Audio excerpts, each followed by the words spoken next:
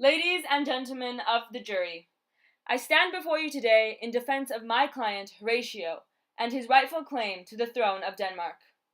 Following the death of King Claudius and Hamlet, Fortinbras has been named the head of this great nation. However, as I state my arguments, the jury will become convinced that Fortinbras is an illegitimate heir to the throne, and that my client, Horatio, is far better suited to take over the position as King of Denmark. I will now state my arguments proving my client as the rightful successor to the throne. As a man of integrity, intellect, and honor, Horatio obtains the characteristics of a rightful and just king. Through my client's unwavering support and loyalty to the deceased Hamlet, he displays these righteous qualities that make him fit for the throne. When Hamlet vowed to avenge his father's death at the hands of Claudius, after conversing with his father's ghost, Hamlet turned to Horatio in order to aid him in executing his plans to confirm the ghost's claims. By Hamlet's request, Horatio watched the play devised by Hamlet to reveal if Claudius was the true killer of the prior king Hamlet. The fact that Horatio supported Hamlet's plans without hesitation proves the depth of the relationship they shared and the loyalty and trustworthiness that Horatio obtains. Another example of the trust that Hamlet placed in Horatio is when Hamlet contacted him upon arriving to Denmark after his exile, making Horatio the only soul to have knowledge of Hamlet's return. This example further illustrates the strong connection between Hamlet and Horatio, highlighting the loyalty and trust between them. Although Horatio may not come from the same royal blood as Hamlet, he is equal in character, intellect, and honor to Hamlet and the long line of noble kings of our nation's past. Now, I would like to turn the attention of the jury to the matter of Fortinbras. As the son of a murdered king, Fortinbras wants to avenge his father's death, which occurred at the hands of Hamlet's father. The father of the young Prince of Norway lost his life and land as a result of King Hamlet. Motivated by his father's losses to Denmark, Fortinbras yearns to weaken our great nation.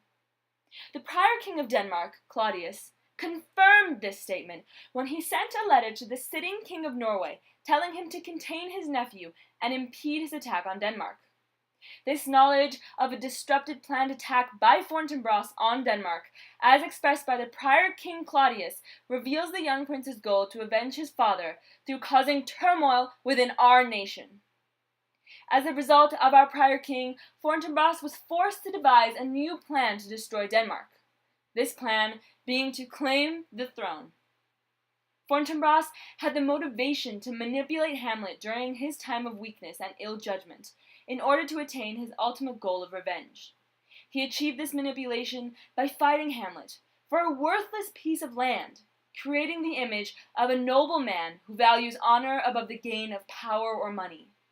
He took advantage of the distraught and depressed Hamlet in order to implement his plan to take over Denmark and avenge his father's death. Finally, I would like to address Hamlet's state of mind, which allowed for the manipulation by Fortinbras, leading to his claim of the throne.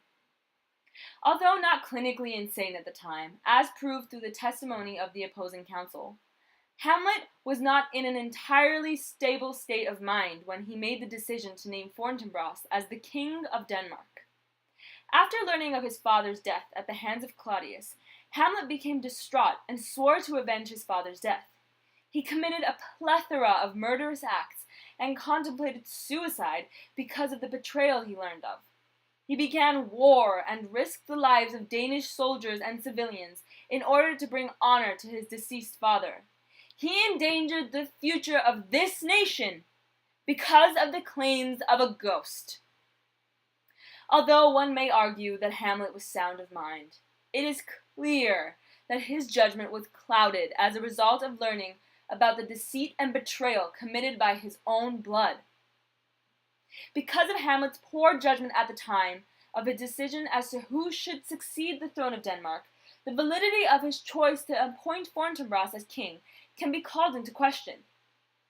Ultimately, the jury must decide if the future king of Denmark should be Fortinbras, chosen by the words of a dying and vengeful Hamlet, or be Horatio, a man of strong character, bravery, and loyalty, which he has displayed time and time again. Taking into account all the information that I have provided within my final argument, it is clear that my client Horatio is the rightful and most suitable heir to the throne of Denmark. Ladies and gentlemen of the jury, I have now expressed all of my arguments, and I want to thank you for both your time and deliberation. I trust that you can see that Fortinbras does not have a legitimate claim to the throne, and that my client Horatio deserves to wear the crown and rule Denmark as king. Thank you.